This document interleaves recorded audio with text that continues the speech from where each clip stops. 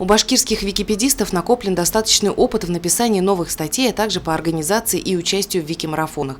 Только за полгода Википедия пополнилась огромным количеством статей, их написано более 700. Участие башкирской Википедии в очередном, но более крупном и значимом международном мероприятии станет еще одним шагом в популяризации Башкортостана на мировом уровне, а самой Википедии в республике, уверены организаторы. Целью этого марафона является написание и улучшение имеющейся статьи на тему Азии. В ней может участвовать каждый.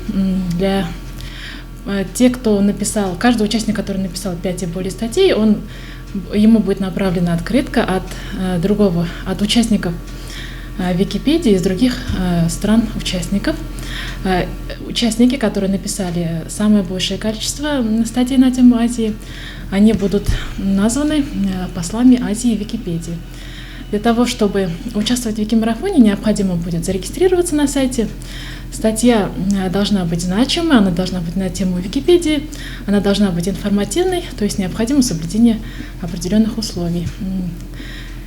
Я также собираюсь участвовать в этом Вики-марафоне. Сейчас я определила для себя 2 статьи основные.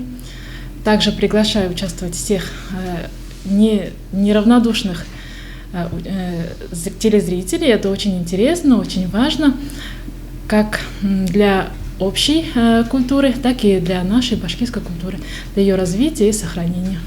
Чтобы международный вики-марафон стал более результативным, должно быть больше участников в так называемом башкирском забеге.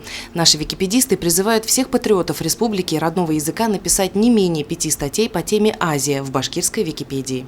Алина Полянская, Айгуль Хамитов, Дамир Хайбуллин, телекомпания СТВ.